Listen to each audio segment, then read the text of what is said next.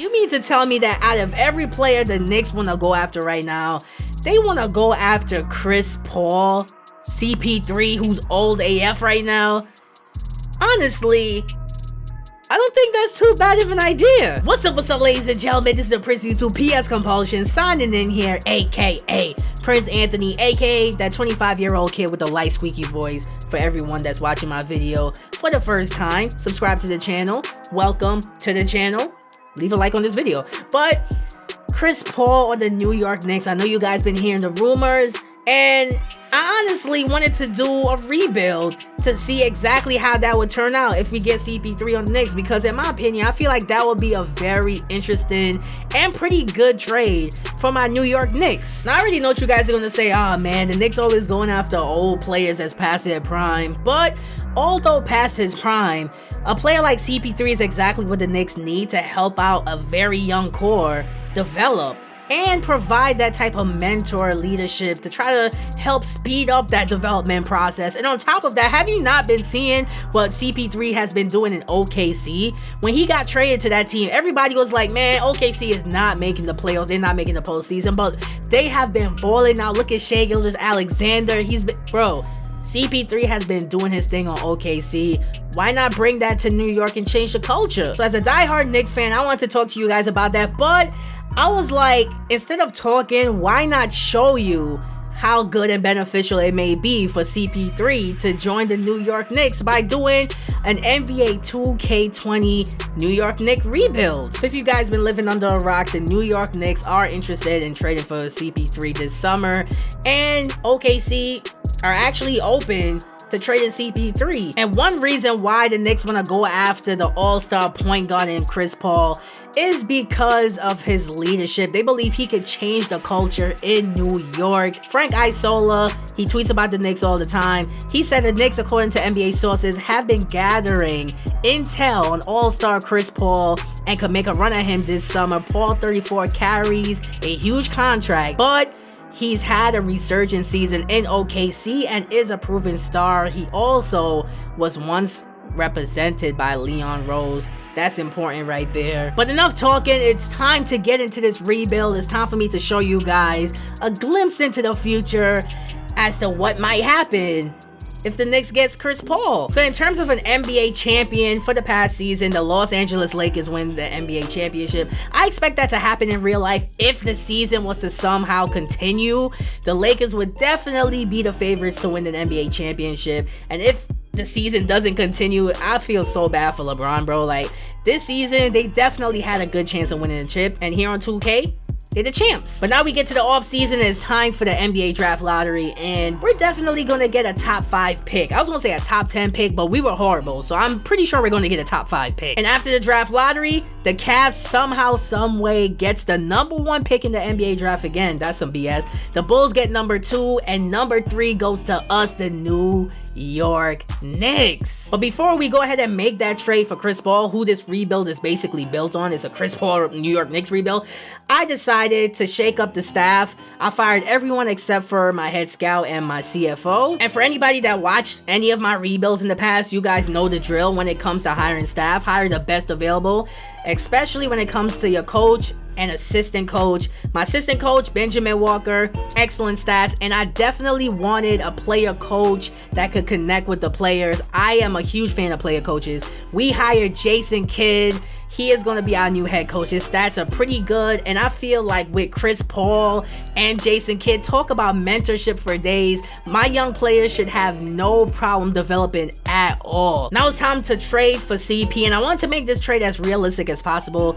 Honestly, I wanted to make this entire rebuild as realistic as possible, and I feel like during trades, the New York Knicks normally end up giving up more than they should. And in all honesty, I feel like because OKC knows Chris Paul have that much interest generated, they're probably gonna overcharge for him. So I decided I'm gonna give up Kevin Knox, Dennis Smith Jr., Julius Randle, and a future first rounder that belongs to Dallas for Chris Paul.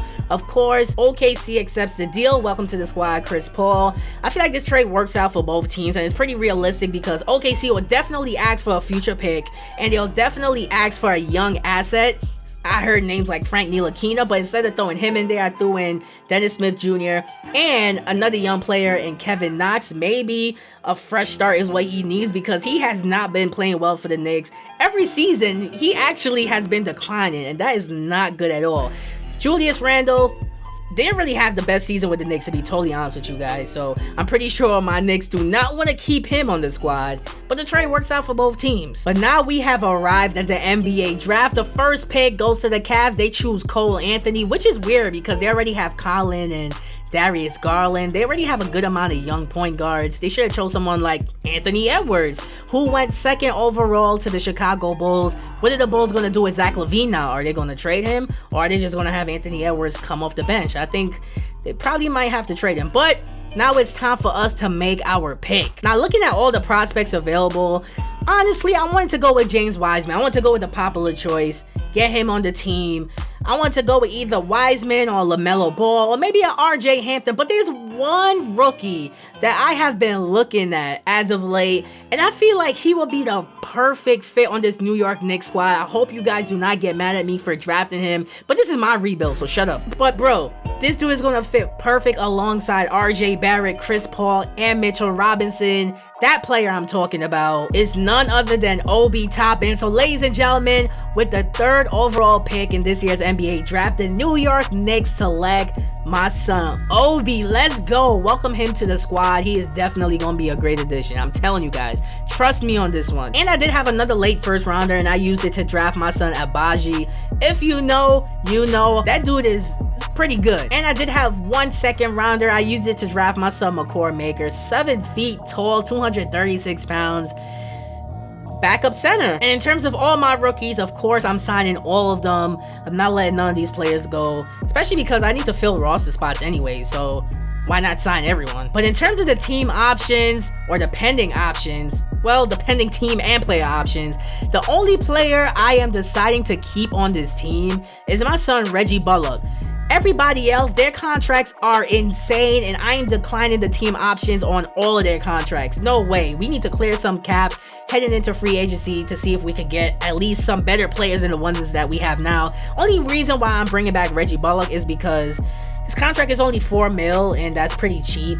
And we need to fill roster spots. And in terms of the qualifying offers, I wouldn't mind bringing none of these players back, so I'm offering it to everyone: Kadeem Allen, Trier, my son Damian Dotson, and Kenny Wooten. So now it's time for free agency, and the question is, what are we gonna do with all this cap space? Because after all the trades that we made, even acquiring CP3's huge contract, we have $25 million in cap space.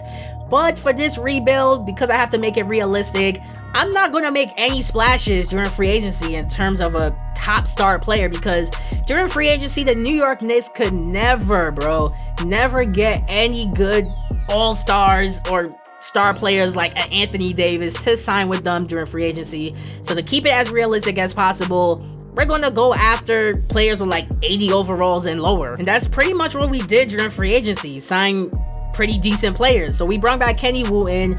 We also signed my son Marco Bellinelli, Maurice Harkless. We brought him back. Kadeem Allen, we brought him back. We did spend some money to get Christian Wood and Willie Cauley-Stein on the squad. Those are 2 pretty decent role players. Christian Wood, power forward. I don't know if he's going to start over Obi Toppin, but I kind of want Obi Toppin to start over him. But his overall is higher than Obi. I don't know. We'll see what happens. So now looking at the player progression menu and looking at our roster, honestly, this roster does not look bad, but we're still not going nowhere next season, bro. We're definitely not. But it was a pretty good last season for my squad. Some of my players developed. Look at Mitchell Robinson. He developed. That's pretty good. His overall is going up. So hey, the roster is looking pretty decent for right now. And looking at our roster one more time, I gotta say our second unit is pure trash. We're not doing anything this season. We're probably gonna finish with like 25 wins. Probably 28 wins. I don't know. 30. I'm shooting for 30. Let's go for 30 wins this season. Hopefully it can happen.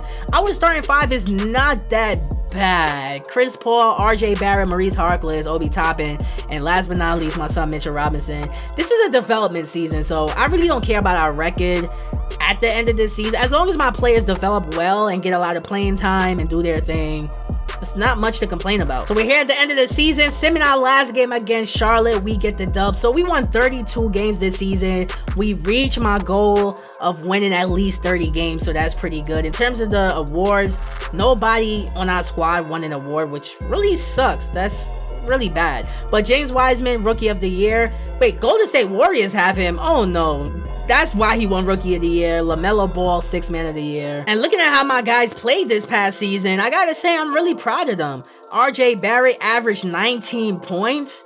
That's a real come up for him. I like that. Obi, in his first season, his rookie season, averaged 16 points per game. That's beastly with 6 rebounds. I like to see that. Chris Paul, although on the older side, 16 points and 9 assists. That's how much he's averaging. That's pretty good. My son Willie Cauley-Stein averaging 12. We don't know if we're going to bring him back yet. We'll see where the money is at. Mitchell Robinson doing his thing as well this season. So our young guys, they're playing and developing pretty well. RJ Barrett, Obi, and Mitchell Robinson, that's going to be a deadly trio in the future. I'm telling you guys. And in terms of the playoffs, of course, we did not make the postseason, winning 32 games in the Eastern Conference, but the Atlanta Hawks beat the Golden State Warriors in the NBA Finals.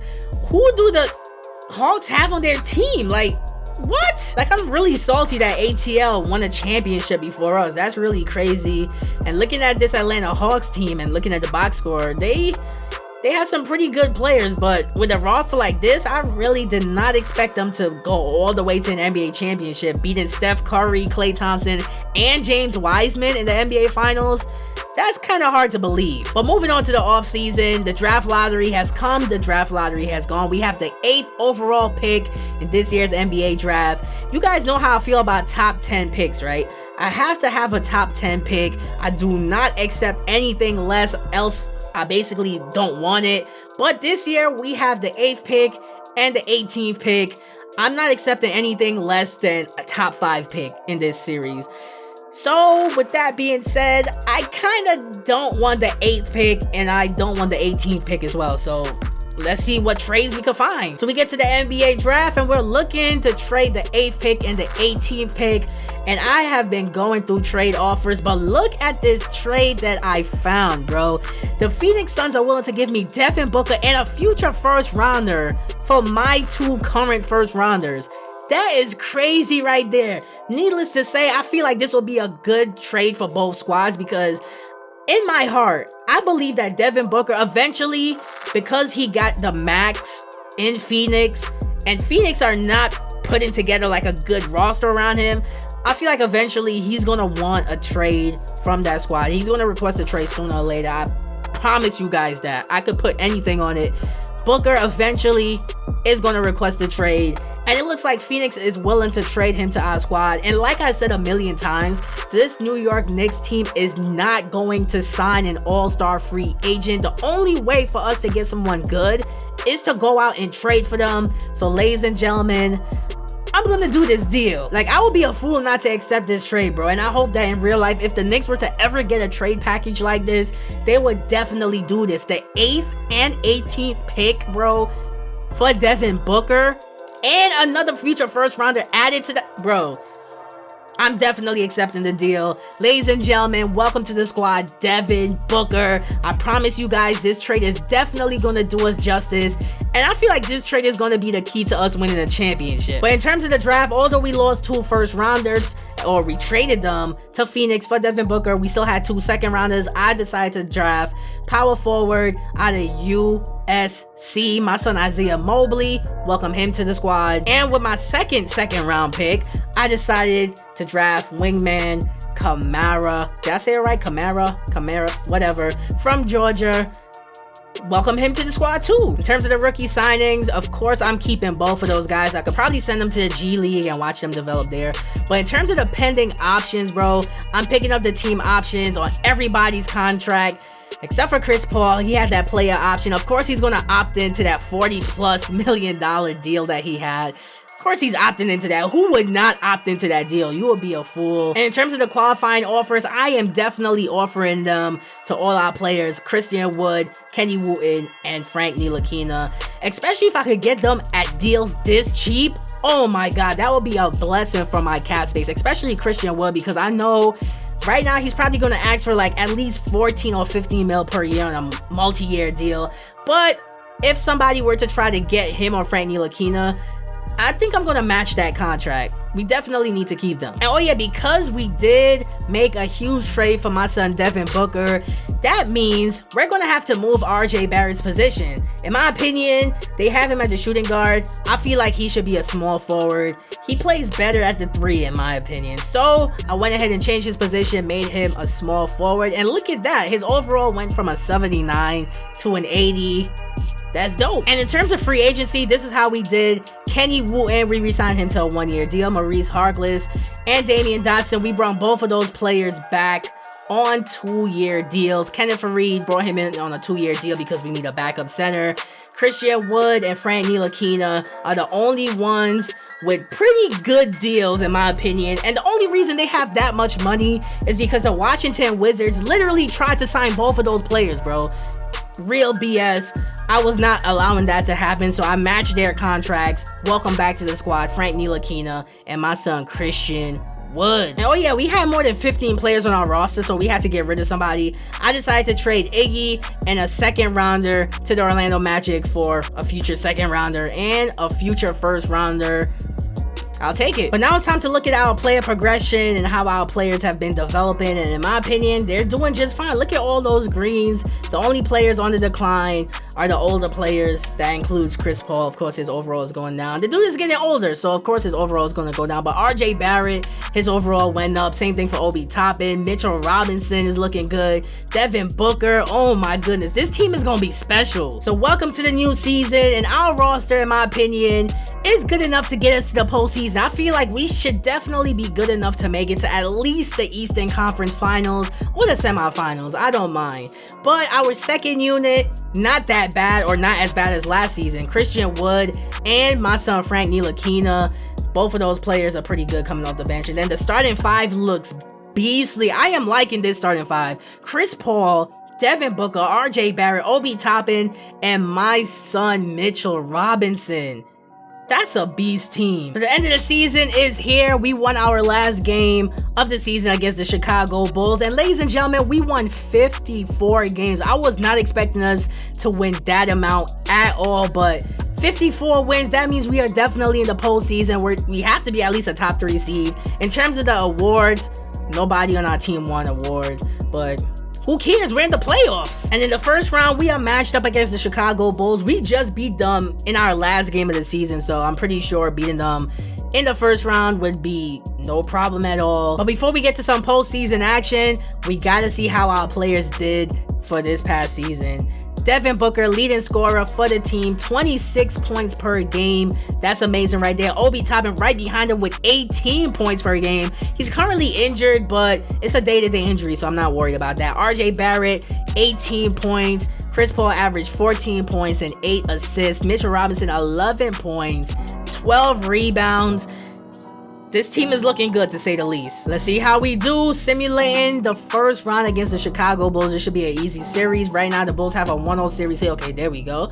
Let's bump that up. Wait, why are we going back and forth with the Chicago Bulls? Don't play with me. Okay, there we go. The series is tied. We got a 3-2 series lead. Let's go on to the next round. There we go. So in the second round, we are going to be matched up against the Milwaukee Bucks. I wanted Brooklyn to win so we could face off against the Brooklyn Nets. But look at this. We have to take a look at the Philadelphia 76ers, right? Because the Philadelphia 76ers have Ben Simmons, Joel Embiid, Montrezl Harrell, Klay Thompson. They even got Willie Cauley-Stein.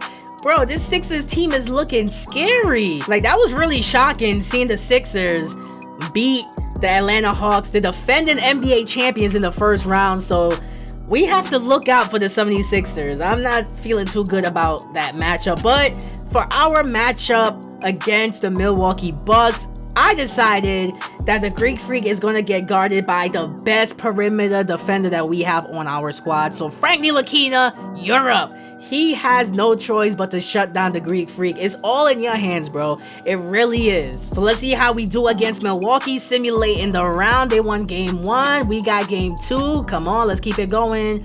What is this BS? Use global game plan, I guess. All right. And why does it keep popping up? Okay, the series is tied at 2 and it pops up again. That means somebody on my squad got injured, and looking through the roster, Frank Ntilikina, he is injured and he's out for the season. That is crazy. Frank Ntilikina out for the rest of the season, pulled left calf muscle.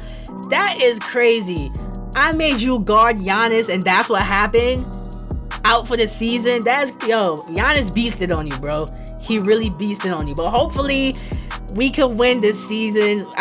This series matched up against Milwaukee. I don't know. It's 50-50. The series is tied at 2 apiece right now. Let's keep our fingers crossed. Okay, simming the series. We got it. Let's go. We move on to the Eastern Conference Finals. 7-game series against the Bucks, but we won. That's all that matters. Simming our series against the Sixers. We were down 3-2, but we came back. And ladies and gentlemen, we find ourselves in the NBA Finals against the Oklahoma City Thunder. They got Steven Adams, Gallinari, Shai Gilgeous, and bro, oh my god, they got Kawhi Leonard. That's why they made the finals. That pretty much speaks for itself. So your New York Knicks are in the finals against the Oklahoma City Thunder. I'm simulating the final series tied at 2 apiece. We have a 3-2 series lead right now. You guys know what's next. I gotta simulate with Simcast. We have a home game with a chance to win a championship. And look, we're down by more than 20 points. I'm stopping and going. Yo, this game is going back and forth. We got a 3-point lead right now. No, now we got a 4-point lead. Ladies and gentlemen, I am gonna jump in and I'm gonna watch the CPU play each other to see who brings home the NBA championship. The championship is on the line. Booker is stepping back, launching bad shots. Knicks have a 4-point lead. All they gotta do is hold on to it, and we're gonna win the championship. But of course, things cannot be that easy. I'm watching Devin Booker run that pick and roll. Look at that, taking it all the way to the basket, laid it up and in, pushed the lead back up to 4. But then look at this. Oh my goodness. RJ Barrett at the free throw line. First free throw is no good. The second free throw is no good as well. OKC only down by 2. We could have been back up by 4, but they leave somebody wide open. I thought it was a 3-pointer, but it was a 2 to tie the game. Oh my goodness. Ball in the hands of Devin Booker. He seems to be the go-to guy as he takes it all the way to the basket, throwing down the beautiful jam. Ladies and gentlemen, 2-point lead for your New York Knicks. NBA championship is on the line. Whatever we do, we cannot give up a 3-pointer. Let's see what OKC got on this possession. Are they going to go to Kawhi Leonard or somebody? Nope. They're going to my son Mal. Bro, Knicks foul. Of course. Talk about a bailout. Oh my goodness. First free throw is no good. He is not ready for primetime, bro. He's not ready for primetime television. He knocks down the second one, but it does not matter. He's not ready for the big time. He's not ready for the big show. They have to foul us. They foul Devin Booker. He has a chance to go to the free throw line and end this game. Well, not really end the game, but give us a 3-point lead. Here we go. Clutch time in New York. First free throw is good for Devin Booker. We have a 2-point lead. Game coming down to the wire. Second free throw, it is good. 3-point Knicks lead. Few seconds remaining. OKC, no timeouts left. They have a chance to go for the tie. Let's see what they got. They get it to my son Williams. He launches for the tie in OT and cannot get it to go. Rebuild is over. And they've done it. The New York Knicks have won the NBA championship. What a moment it is right now to see the team who played so well together enjoying this NBA championship moment. And you talk about a defining moment. This is it. They have played so well together. They deserve every ounce of this NBA championship moment. And seeing this team come together over the course of the season and on into the playoffs, what a joy. I had way too much fun with this rebuild, but we did it.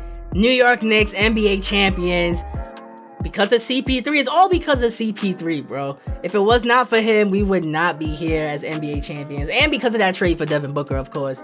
And for us drafting right. And for us developing the right players.